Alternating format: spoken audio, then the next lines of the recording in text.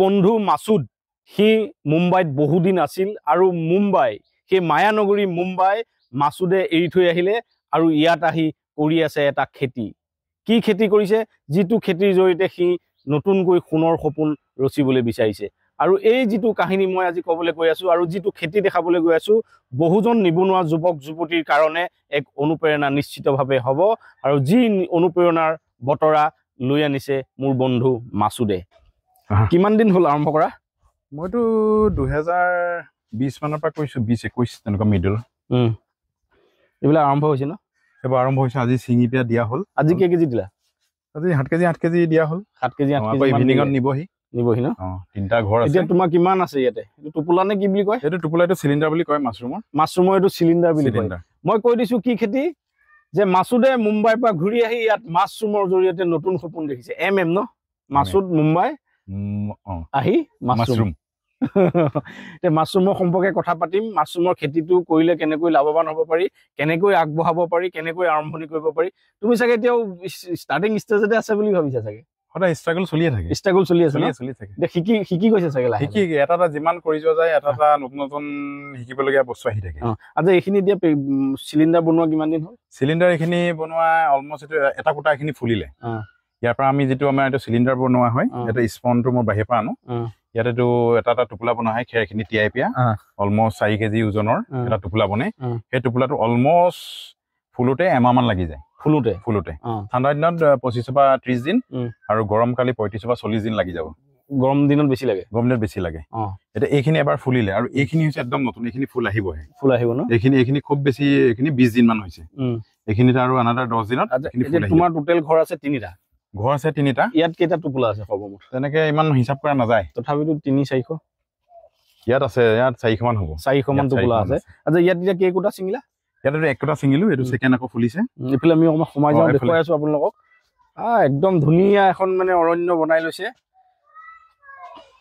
যান্ত্ৰিক মহানগৰী মায়ানগৰী মুম্বাইৰ পৰা আহি ইয়াতো এটা মজা আছে ন ইয়াতো মজা এটা আছে মানে এইটো এই কাৰণে এটা অনুপ্ৰেৰণামূলক ভিডিঅ' হ'ব পাৰে যে আমি বহুতে সপোন দেখি থাকো বাহিৰলৈ যাব লাগে আমাৰ সংস্থাপন নাই আমি ইনকম কেনেকৈ কৰিম কিন্তু মাছুদে আহি ইয়াত মাছৰুমৰ খেতি কৰিছে আৰু সেই সপোনটো ইয়াৰ পৰাই পূৰণ কৰিছে আচ্ছা তুমি যে মুম্বাইত কামটো কৰি আছিলা সাউন্ড ইঞ্জিনিয়াৰিং এতিয়া কি এৰি দিলা নেকি নাই এতিয়া ঘৰৰ পৰা কৰি আছো ঘৰৰ পৰা কিয় গুচি আহিলা এটা লকডাউন হ'ল ন 20ত আৰু মোৰ টুইন বাচ্চাও হ'ল 20তে তেনেকুৱাতে আহিলো আমাৰ শুটিং খিনি বন্ধ হৈ গ'ল তো ইয়াৰ পৰা আমি কৰি আছো শক্তিমানখন কৰি আছো আমি হৰতে চাইছিলো যে শক্তিমানখন কি এখন বেংগলীত আৰু পাঞ্জাবীত কৰি আছো আৰু ৰাজাৰ এনচু বুলি এখন আছিলে আগতে মানে শক্তিমানৰ যিখিনি শক্তিমানৰ কাম এতিয়া মাছুদে কৰি আছে মোৰ বন্ধু মাছুদ যাৰ লগত আমি একেলগে ডিআৰ কলেজত পঢ়িছিলো এই যি মাছুদে কাম কৰিছে এই কামটো একেবাৰে একক আৰু অনন্য বুলি ক'ব লাগিব কাৰণ মুম্বাইৰ পৰা গুচি আহিছে কিন্তু এতিয়া কি শক্তিমানখন কি কৰি আছে শক্তিমানখন বেংগলী আৰু পাঞ্জাবীত ডাবিং খিনি এতিয়ালৈকে বেংগলী পাঞ্জাবীত হোৱা নাই শক্তিমান হোৱা নাছিলে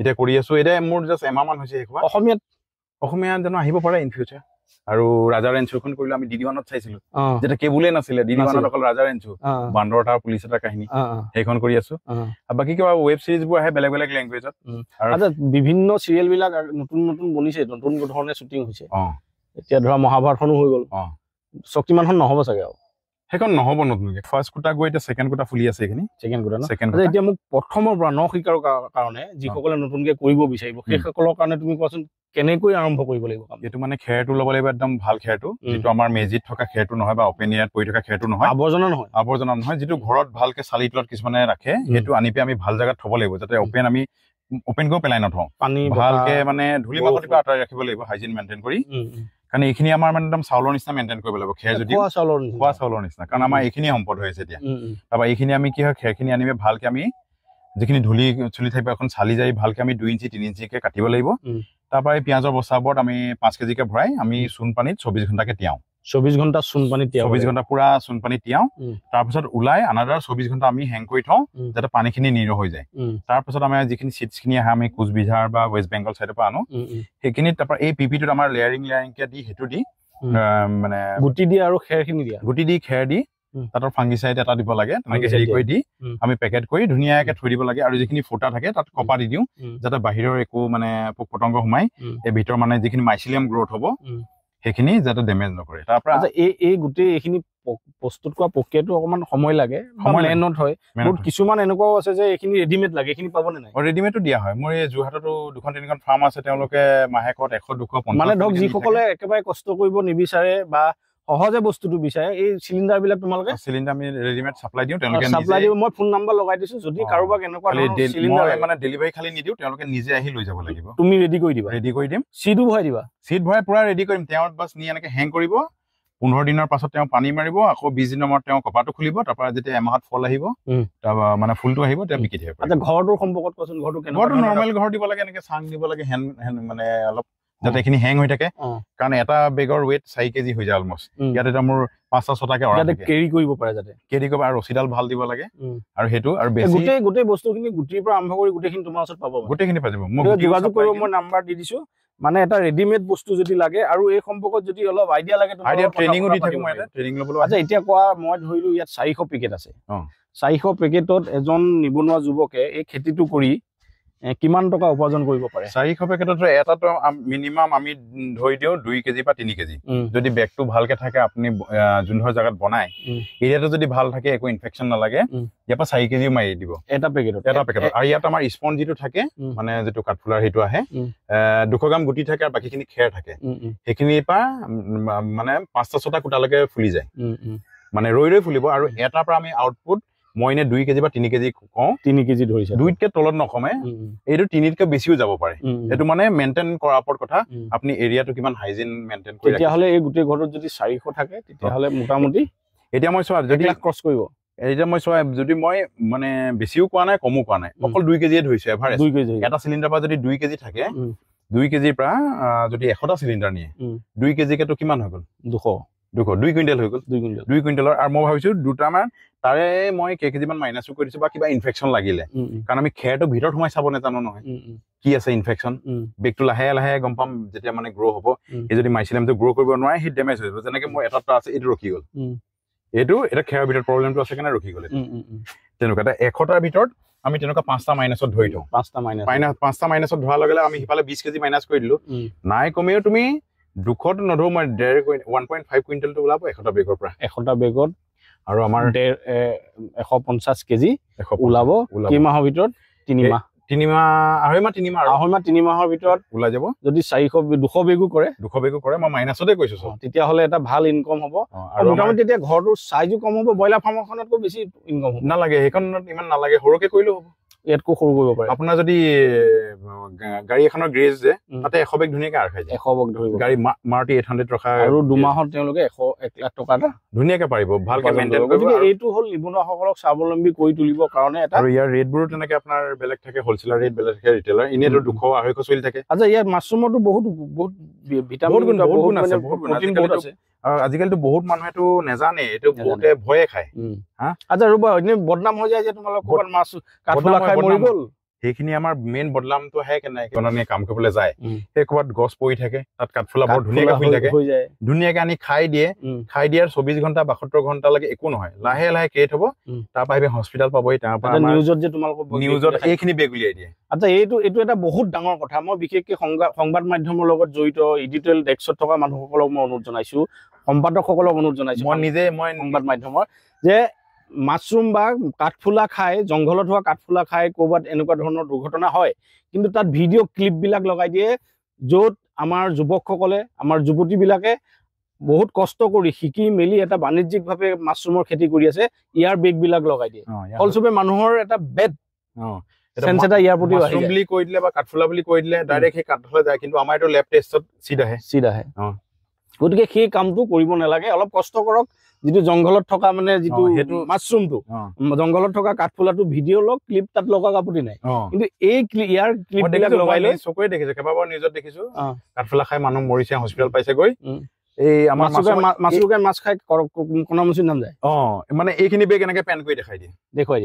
গতিকে এইটো এটা নিশ্চিতভাৱে আমাৰ যুৱক যুৱতীসকলৰ কাৰণে কিন্তু বেয়া কথা। সেইকাৰণে এতিয়া বহুত মানুহে মাছৰুম দেখিলেও, মই ক'ৰবাত দিবলৈ গ'লেও, কোনোবাই যদি ওচৰ মানুহজনে কাঠফুলা নেকি, মই কাঠফুলা আজিলৈকে খাই পোৱা নাই, এইটো খাই নাই, মই খাই কেনে বিকিছো বোলো, বোলে খাবলৈ কেনেকুৱা, মই ভাল নহয়, এইটো বোলে বহুত পয়জন বুলি জানো। মই চাওক, মইতো 5 বছৰৰ পৰা খাই আছো, মই আজিলৈকে এবাৰো মৰা নাই। এইটো পয়জন নহয়, এইটো এটা বহুত ভাল পুষ্টিকৰ এবিধ, বহুত পুষ্টিকৰ খাদ্য। আপুনি ব্ৰইলাৰটোতকেতো 1000 গুণ ভাল, 1000 গুণ ভাল। ব্ৰইলাৰ এটা এক্সাম্পল দিয়ক, আমাৰ লোকেল কুকুৰাটো এমাহত ইমানটোৱে হৈ থাকে আৰু ব্ৰইলাৰটো এমাহত ইমানটো হয়, সেইটো ডিফাৰেন্স। গতিকে ব্ৰইলাৰতকৈ এইটো 1000 গুণে ভাল।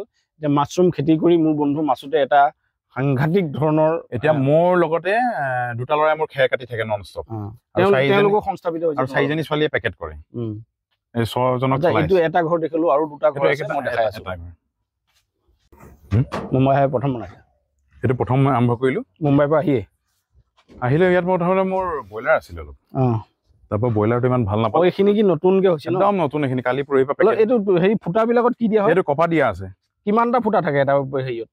আমাৰ ইয়াত 12টা 16টা ফুটা থাকে। সেই 12টা 16টা দি মানে ওলাই আহে ধুনীয়াকৈ। এইখিনি কিমান দিন? ইয়াৰে এইখিনি বহুত গ্ৰ' হ'ল আৰু এই পিছৰকেইটা কালি লগোৱা। আচ্ছা, ভিতৰত বগা বগা হলে বুজা যায় নে কিবা? বুজা হৈ যায়। এইটো মই প্ৰথমতে দিছো নহয়, এইখিনি পৰা ঢাক খাই যাব, এই মাইচিলিমটো ধুনীয়াকে গ্ৰ' কৰি গৈ আছে। আৰু মই এতিয়া 10 দিনৰ মূৰত এই কপাটো অঁতাৰিম, যেতিয়া ফুটাকেইটা ফ্ৰী হৈ গ'ল, ইয়াৰ পৰা ফুল ওলাই আহিব। ফুটাই দি ফুল ওলাই আহিব। বহুত ধুনীয়া মানে হেৰি কেমিষ্ট্ৰিটো ভাল। এতিয়া এইখিনি গ্ৰ' কৰা নাই, এইখিনি একদম নতুন, এইখিনি কালি কৰা যে। এইটো অকণমান ভেঁকুৰটো মেল খাইছে আৰু এইখিনি কালি কৰা বেগ, এইখিনি কালি কৰা বেগ, এই অকণমান ভেঁকুৰটো মেল খাইছে। ইয়াৰ এসপ্তাহ পাছত তেনেকে বগা হৈ এই খেৰখিনি ঢাকি যাব। এতিয়া মাৰ্কেটটো কোৱাচোন, এতিয়া কেনেকুৱা? মাৰ্কেটটো মোৰ লোকেলতে গুচি যায়, লোকেলতে বেপাৰী আছে, লোকেলতে যায়গৈ। আৰু যোৰহাট ফালে পঠিয়াওঁ, যোৰহাটত 2-এজন মোৰ লগৰ আছে। মোৰ বন্ধু মাছতে কৰা বহুত মন আছিলে, মোৰ বহুত দিনৰ আগতে আহিম বুলি ভাবি আছিলো যে মই নিজেও শিকিম, লগতে মই 10জনকো দেখুৱাম, যাতে মাছৰুমৰ খেতি কৰিও হতাশাত ভুগি থকা যুৱকসকলে বা নিবনুৱা যুৱতীসকলে কেনেকৈ মাছৰুমৰ খেতিৰ জৰিয়তে মানে স্বাৱলম্বী হ'ব পাৰি, এইকেইটা চোৱা, এই কামটো কৰিব পাৰে। এইটো কি হৈছে? এইটো এতিয়া অলমষ্ট এসপ্তাহ 7 দিন 8 দিন মান হ'ল, একদম মাইচিলিমটো লাহে লাহে গ্ৰ' হৈ এই লেয়াৰটো বনাই গৈ আছে। এইটো চোৱা পুৰা, নহ'লে গোটেই খেৰটো ওলাই থাকিলে ন। গতিকে যদি আপোনালোকে কোনোবাই চাব বিচাৰে বা এনেকুৱা চিলিণ্ডাৰ ৰেডি কৰি ল'ব বিচাৰে, তেতিয়াহ'লে মাছুদৰ লগত যোগাযোগ কৰিব, মই নাম্বাৰ দি দিছোঁ, ফোন কৰিব পাৰিব। আৰু এই খেতিটো আপোনালোকেও আৰম্ভ কৰিব পাৰিব। এইখিনি আমি ভাৰ্মি কম্পোষ্ট বনাব পাৰোঁ, যিখিনি এই বস্তুখিনি এই পলিথিনটো ফালি পেলাই দিব পাৰি। তাৰপিছত আমি এইখিনি যদি চেম্বাৰ এটা বনাই, টেংকি এটা বনাই এইখিনি আপুনি ফালি কেঁচু সাৰত ফালি দি পিয়া তাত কেঁচু সাৰত এইখিনি ব্যৱহাৰ কৰিব পাৰি। ইয়াৰ ৱেষ্টেজখিনিও পেলনীয়া নাযায়।